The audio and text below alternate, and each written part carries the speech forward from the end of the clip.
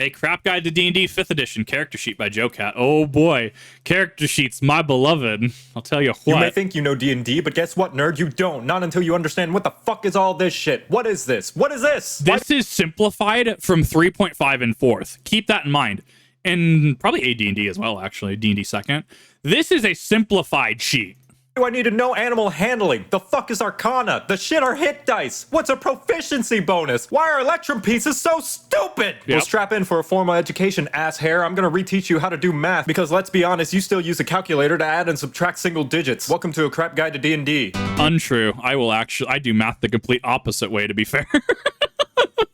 I try to do it in my head. I actually don't resort to a calculator until like last resort. 3.5 was rough, yeah. Thaco, oh baby. So people in chat are asking what Thaco was, and that's actually the incorrect spelling. It was actually THAC0. So armor class used to work different, and this is where all the older D&D nerds are about to come out when they hear Thaco, because your armor class used to be on a scale from 10 to -10, with 0 being effectively the middle ground, right? I think it was you started off at, was it you started at 0? I think it was 0. It was it effectively was reverse AC, and it is one of those, like, because I've talked with people who absolutely love Thaco. They wish D&D still functioned on Thaco, but it is one of those systems that is so divisive. So if you come across an older D&D fan, if you want to see an argument ensue, just say, "Hey, what's your thoughts on Thaco?" And it'll be entertaining every single time. This is your character sheet. Your character cannot exist without it. However, it doesn't always have to look like this. It could be a simple flashcard, a scribbling in a notebook, or an app on your phone if you like being spoon-fed like a baby who laughs at the phrase pee-pee poo-poo watermelon. And when playing as... No, that doesn't count as a laugh, chat. That didn't count as a... That doesn't count. As a character in D&D, you will refer to the character sheet whenever you have to roll the various kinds of dice that decide the outcome of your actions. Yeah. Many are intimidated by this mighty thingy's magnificence, but mourn them ye shall not, for they be weak-ass bitches. It looks like a whole lot, but get a hold of yourself and take it one step at a time. The first person to voluntarily stick something up their butt didn't get anywhere by crying about how intimidating it is to stick something up their butt. Oh boy, I should take that roll every single time. Just did it, and look how far we've come. First of all, at the top we have the basics: name, class, race, background, and dumb BuzzFeed quiz results. These things will determine later things, so don't worry about those things until we come to them later. But if you don't know what you want those to be yet, that's okay. We can mosey on over to alignment lesbian. Oh my god. Oh, that's perfect. This tower of pimps, which will be the most important part of your entire sheet. Ability scores. Yeah. These are your basic stats, the strengths and weaknesses of your character, and the main determiner of whether you're going to be snooping or spooping when dungeoning those dragons. So, and this is actually in terms of game design where a lot of people will have contention with D&D. D&D is a very good statistics game. It is a very good numbers game.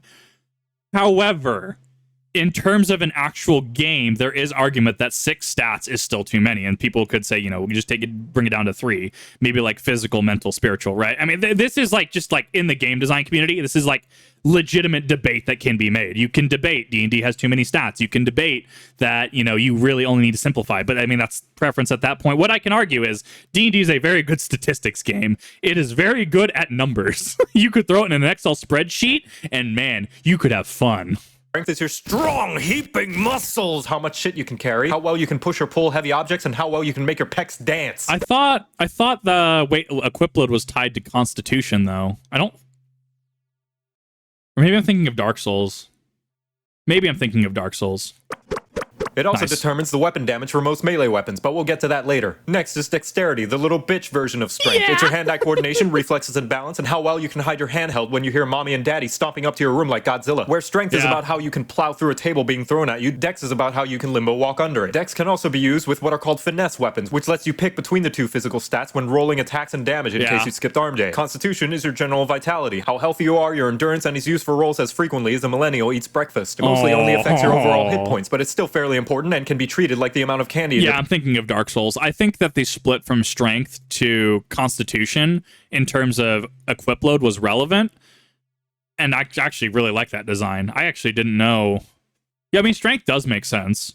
I think con should play into it as well. I didn't know it was just for hit points. Huh. Interesting. Pantry. You only realize how little you have once you see somebody else with lots of it. Intelligence is dumb. That is, unless you pump it up for big galaxy brains and become smarter than the average bugbear. It's used for general knowledge-based checks involving things like recalling info on history, magic, religion, and most importantly, defeating things with facts and logic. To generalize, it's book smart, so you know a lot of things. It's also used as a spellcasting modifier for both the wizard and artificer classes. I'm trying to remember. It was because someone said a while back, it's how I've kind of justified the two. Intelligence is knowing something, wisdom is knowing how to execute it. So you can have a high wisdom but a low intelligence, and vice versa. You can have a high intelligence but not know how to execute that, so you can have thus a low wisdom. Don't oversupply your game. D&D 5th. D&D 5th brought some interesting changes, I'll put it that way. Don't worry, we'll get to saving throws make spellcasting sense. later. Impatient bitch. Wisdom is one that confuses a lot of people because they think it's just like intelligence. And I'm willing to bet those are the kinds of people who think cheese and mayonnaise can coexist on a sandwich. No. The fuck they can, JoCat. I will eat that cheese and mayo sandwich right now. Wisdom is more your street smarts and also general senses. It's knowledge based on practice and experience. No, not that experience. And it's the difference between knowing if a plant is poisonous and knowing that the person who told you it was poisonous lied about it because they don't want you finding their beloved lemon tree, you damn lemon whores. It's also the casting ability of... I feel there's a personal story there with the lemons.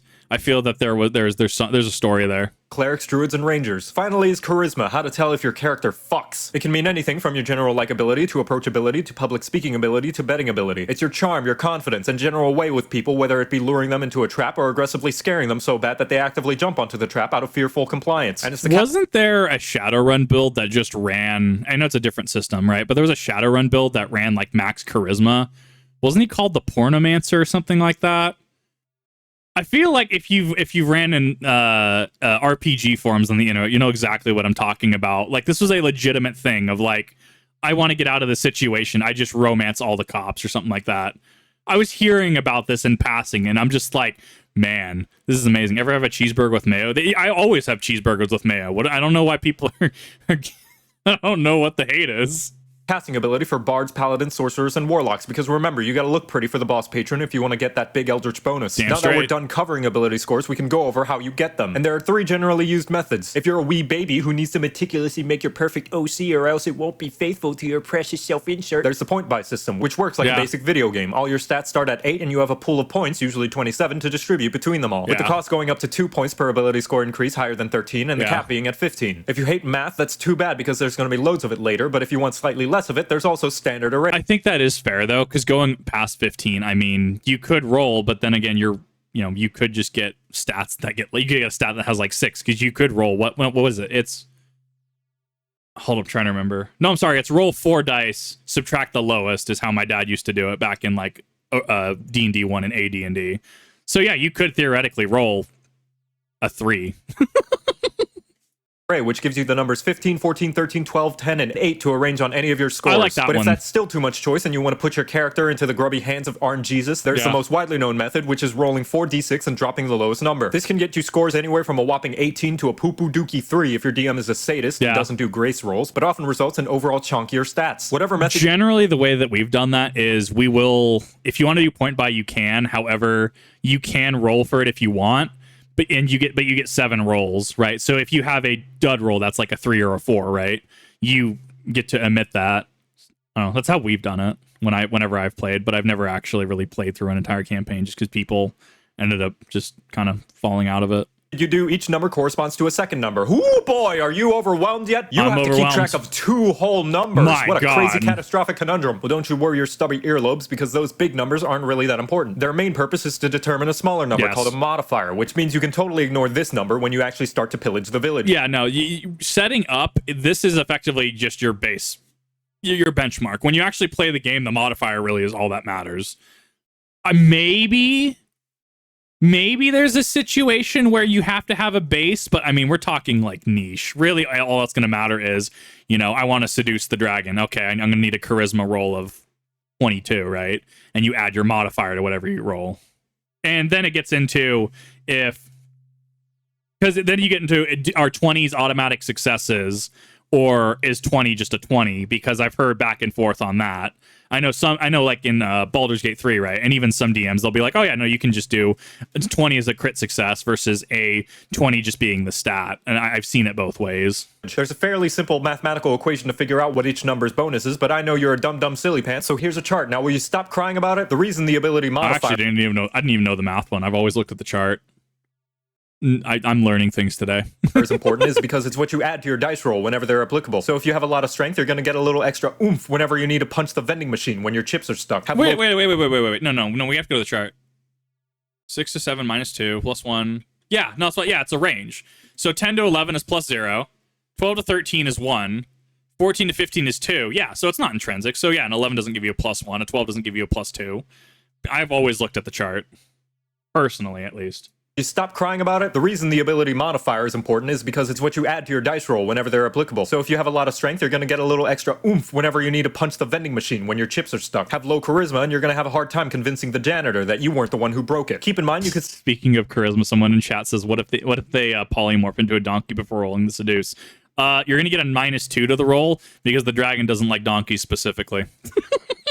And that's the beauty of being a GM off the cuff. Still roll great with low stats and roll badly with high stats. But having high ability modifiers makes it so your rolls are more in your favor. Now that you have your scores all placed and your modifiers figured out, now we can determine where those modifiers go, which means we can look at this spaghetti jumbly mess of words. Now don't go running a mommy calculator just yet. It's so easy even Fighter-Man can figure it out. At the top here are your saving throws. These are your defenses and resistances to various bads that want to smush you up and turn you into a turd. Things like traps, area of effects, most spells, and that little voice telling you that you're making poor decisions. You don't roll these on your own most of the time. Instead, your DM will ask you to make them whenever you're put in harm's way. And you see these little spaces? That's where your ability modifiers go.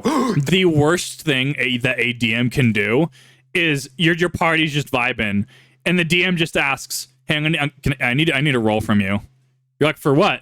"Don't worry about it. I just need a roll." You roll, and your DM just nods and goes, "Interesting," and doesn't say anything further. I think every RPG player in chat, by that description alone, is already just like, just overwhelmed with anxiety. Like, oh shit, what's happening? What did I miss? What's going on? What did we roll for? What did we roll for? I don't understand.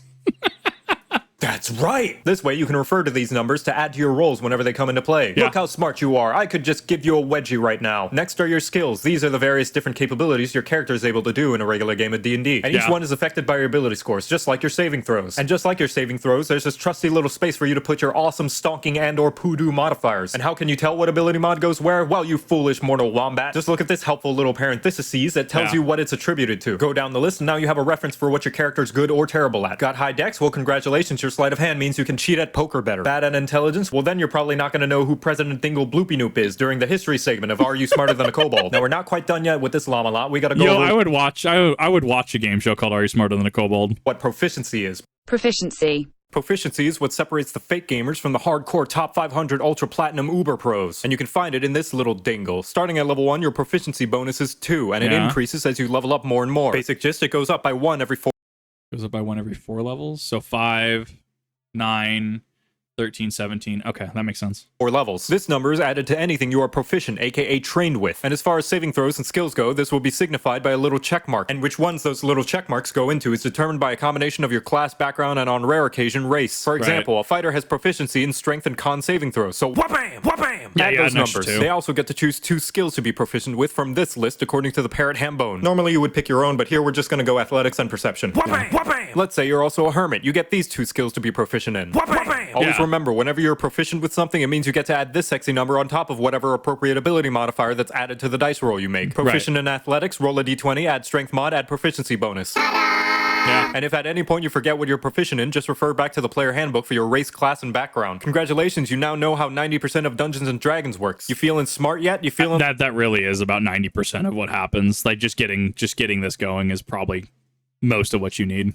Like you can wrestle a spider cow? Well, sit the hell back down because we're not done yet. Combat. Now that we're done with the stat portion of the character sheet, we can look at the combat portion. This section is what One thing I will say about 5th Ed is it made grappling not awful from my understanding, because how many of you older D&D players here, how many of you older D&D players rolled your eyes whenever somebody said, "I would like to initiate the grapple"? And they're just like, it's the actual Robert Downey Jr. Iron Man meme of him just rolling his eyes as he has his arms crossed, right? Oh man, rolling for grapple was awesome. The mechanics were so stupid. You refer to when your DM says clickety-clackety, you're about to get attackety. Up at the very top left is your armor class, or AC for short. This by default is 10 plus your dexterity modifier. No, I said the modifier, not the score. Pay attention. However, this can be increased by the different types of armor. Whichever one you start with will depend on which class you pick. Next is initiative. Whenever an encounter begins, initiative is rolled and determines who goes first and who stacks dice for the next half hour. This number is the same as your dexterity modifier and is added to your initiative roll at the beginning of an encounter. And this last little block is speed, which is how much you can move across the checkerboard each turn. Each square equaling 5 feet of movement human if you're normal and use the Imperial system, and is initially determined by your race or how well you can try to convince your DM that your character ran track in high school. Below that are the hit points, maximum, current, and temporary. Your maximum hit points is like an anime fan's figure shelf after about 2 conventions. You can try to fit more, but we all know any extras are gonna have to sit on your desk next to all your empty cups. It's determined by your class, each one having its own size of hit die plus your constitution modifier. Because D&D is a communist game and believes in universal healthcare, at first level you always receive the highest possible roll for hit points. But for every I didn't know that. I thought you could get fucked on that roll. Huh. I'm learning things today. Level, you can either roll for it or take the coward's way out and take the average increase instead. And then your current hit points are pretty obvious. It's the amount of blood you still have inside your body at the moment. Reach 0 and your character skips 50 seconds ahead of this video. Lastly, there are temporary hit points, which go above the maximum hit points and you only ever get on special occasions via... Think of it like, you know how in Overwatch you have like the heroes that can apply a barrier or they can apply armor? So instead of like 200 health, you have like 250 health, right? Think like that, right? It'll kill the shield first. Special abilities, or the local grandma lizard folk just made you a delicious bowl of her legally ambiguous performance-enhancing herbal soup. Keep in mind a couple of things. Grandma. Temporary hit points are kind of like the skin-tight leather jackets from the 90s X-Men movies, in that they don't stack on top of each other, and you have to pick which one you want to keep if given multiple of them. And if you're on the floor dying from a stab wound, putting it on won't magically stitch it together. And what are these 2 lonely boxicles? Well, my stupid student, they're yin and yang, 2 sides of a coin, one for when you're alive and the other for when you're unalive. The former being your hit dice. You have as many of these as your player level and can spend them whenever you take a sit for as long as a single episode of a Netflix original show to recover your hit points. What size of hit dice is once again determined by your class, and you get them back whenever you binge an entire season's worth of a Netflix original show. But what do you do when you're bleeding out while dressed in a 90s teenager's idea of a sexy badass superhero? If your current hit points ever reach 0, you have to look over on this touch-deprived box and start rolling death saves. Death saves, my beloved. 3 Where strikes, you gamble you're with out. Grim each turn and roll your most well-behaved d20 to see whether you luck back to life or have a very awkward reunion with those bandits you killed 5 minutes ago. Roll a 10 or higher and you gain a success, 9 or lower and you get a failure. 2 failures if you drop a fat stinky nat 1, 3 successes or a lucky 20 and you hop back to 1 hit point. 3 failures and your character sheet becomes the DM's ass-wiping supplies. Yes, it does. Attacks. This section is where you throw in all your various flavors of stabs. If you have a weapon or attack of some kind, you write it in here and refer to it during combat. Say it's a sword and shield. Yes, both. You would write down the name. You know what I haven't seen in regards to damage? So obviously you have weapons like mace is going to be bludgeoning, right? Or crushing, right? I guess if we're going with Baldur's Gate 1 term, right? Crushing damage. You have like piercing damage, like stabbing damage, like from spears and stuff. I really haven't played with people that have used damage proficiencies like that. I really haven't, which is kind of strange. Name of the weapon here. Then next to it is the attack bonus, aka how accurate your weapon is. No, not the damage. This number is determined by your strength modifier for most weapons, unless it's a ranged weapon like a bow, in which case you use your dex mod instead. Or if it has the finesse property, which allows you to pick either. On top of that, if you're proficient with that weapon, you can add that good old bonus to it too. But how do you know if you're proficient with a weapon? Let's put a peen in that. Alternatively, if it's a spell attack like Eldritch, your attack bonus becomes your spellcasting ability modifier. Let's take Eldritch Blast, my beloved, my personal favorite. a bard, for instance, which is the slut stat plus your proficiency bonus. Whenever you roll a d20 to see if your attack lands, you get to add this number to the total. Alternatively, if it's a spell or special item like a bunch of ball bearings thrown in attempts to recreate Home Alone that requires the enemy to make a saving throw, you can put the saving throw and difficulty class there instead. But how do you know what that number is? We're gonna put a peen in that too. Shut up. Once you have that number, to the right of it is the damage roll, aka how aggressively you're going to introduce the enemy's face to your sword. This is 1d8. included in the description of whatever weapon or spell you were using. Longsword is 1d8 slashing. There we go. How did I know that? Greatsword's 2d6. I guess that's technically fair. Where's spear? Spear is the one that always makes my brain hurt because it's like 1d10, and I'm like, mate, I've had to fight spears at SCA. That shit ain't fun. That shit way more than a 1d10. Whether it be a light jab at their insecurities, a proverbial pounding of pornographic proportions, or 86 fire damage in a 20-foot radius, just fireball! Fireball. Most weapons also include your strength modifier to the damage, unless once again it's a ranged weapon which uses dexterity or a finesse weapon which uses either. The difference being that you don't add your proficiency bonus to this roll unless something says otherwise, and most spells don't add any additional modifiers unless their wall of text explicitly says so. And lastly, make sure you include what kind of damage you're dealing so your DM can know that your psychic damaging vicious mockery won't do much against a revenant because their self-esteem is already in the grave. To recap, when you attack, roll a d20, add this number, which is these, then if you hit the enemy's AC, you roll these, and add this number, which is this. Spellcasting. So that's We're going to take a little break from the main sheet to look at this sheet that has a list of all your accomplishments. Oh, look at that, it's blank. This is the spell sheet. If you're playing a character that's capable of casting spells, then you're going to take a gander over to this sheet whenever you cast them. Up here at the top. I can already hear like the barbarian mains going, funny second sheet, what does it do? God, I love it. You can put your spellcasting class in case you're absurd and tend to forget which spells go where, your casting ability, which will depend on the class, your spell save difficulty class, and your spell attack bonus. So hey, remember that peen we put in for spells in your attacks? Well, it's time to unpucker that sucker, because here it is, the spell save difficulty class, also known as DC. This is referred to whenever you cast a spell that requires the enemy to make a saving throw. And how this is calculated is 8 plus your cast mod plus your pof bone. Once you've got all that figured out, the rest of the sheet is for keeping track of all your spells and slots. Genuinely, and I mean this in the best way, you could throw half this shit into an Excel spreadsheet and be perfectly fine. Like, save yourself some trouble. If you can find a good Excel spreadsheet that does this, just do it. I mean, it's not to say that this is impossible or hard or anything like that, right? You could just streamline this process fairly easily. Since it's a lot of just calculations, just set it up in advance. You write down the spells you have for each level, how many slots you have total, as well as expended, and if you have the spell prepared or not. Note, only certain casting-capable classes apply. Please refer to the player handbook or any other supplementary book regarding your class to find information on what methods you have to go about obtaining and preparing spells. What, unsure of what spell slots are because your brain's too smooth? Well, sit the shit back dit you get and listen up. The weakest level of spells are called cantrips, or sometimes level 0 if you don't care about hurting their feelings. They can be cast as many times a day as you want. First level spells and upwards, however, require a resource called spell slots to be cast, or else you'll have to find out the hard way that casting Thunderwave without having your beauty sleep will make the life or death battle with the Underlord of Darkness a lot less epic and a lot more smelling like last night's kebabs. And if the name's really, so there's a couple things that are D&D and RPG specific, like how, what is it, equipping armor, so like heavy and medium armor gives like spell percent. Does it still actually, hold up, does it still give spell failure chance? I know in like 1, 2, and I think even 3, 5, if you equipped armor as a caster class, you would get percent fail chance on your casts. That is less of a lore-based thing in my understanding, and that is more of a game balance thing. Not in 5e, so you could walk up in full plate and just cast Eldritch Blast. I guess that's fair. Is the thing 5e? It probably isn't. I haven't seen spell failure at the very least, but it used to be that way, and that is a balancing factor. The same with spells per day. It's a balancing point so that caster classes don't become just the entirety of the game, right? So if you have a second level fireball, right, or you can cast fireball on a second level slot, right, and get the bonuses from that, it can hit pretty hard. What was it? I think it was Catapult was a cantrip. I was playing a game, and I think it was Catapult. Shard of Glass, just like a couple shards of glass took out like 3 goblins. Catapult was nutty as a cantrip. So a lot of these are done not necessarily because there's lore implications. I don't want my models freaking out. It's fine.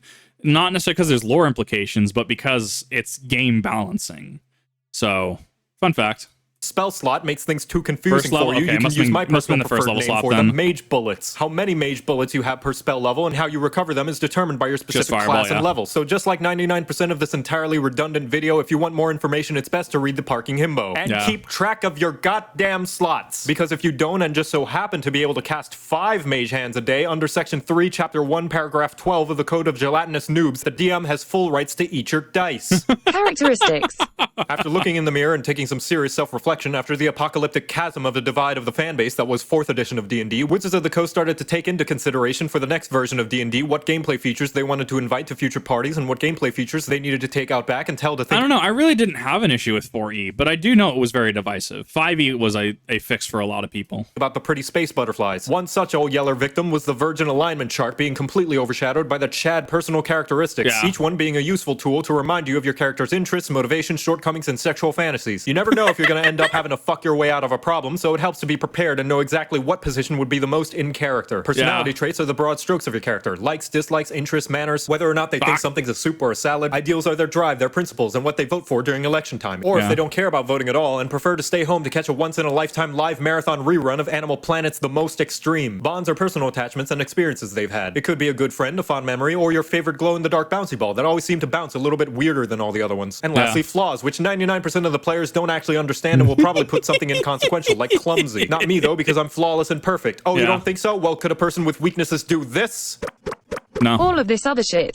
Now remember that peen we put in wondering how you know what weapons you're proficient with? That goes down here, by the way, and that, along with basically every other section we've yet to cover, can be figured out in this next part, which is what I like to call the copying it over from the book section of the character creation, because that's basically all you do for the rest of the sheet. I gotta pick a background, check the player handbook. What proficiencies do I get? Check the player handbook. What about feats and traits? Check the player handbook. What's my starting equipment? Check the player handbook. Or any other supplementary book relevant to your chosen race, class, background, a la Volo's Guide, Xanathar's Guide, Eberron Rising, etc. And with all that done, congratulations, you now have a completed and fully functioning character sheet, ready to be used once, then completely lost, then found again once you've already redone a second one, or if you're lucky, one that will be used consistently over the course of several years to the point where there's more eraser skid marks than pencil lead, and the once firm sheet of paper turning as soft as a tissue Jesus Christ, just get a new sheet at that point. person's dick after seeing you in the shower. Now you know how to use a character sheet. You're welcome. No, it was Hey, you kind of forgot to write your backstory. Fuck!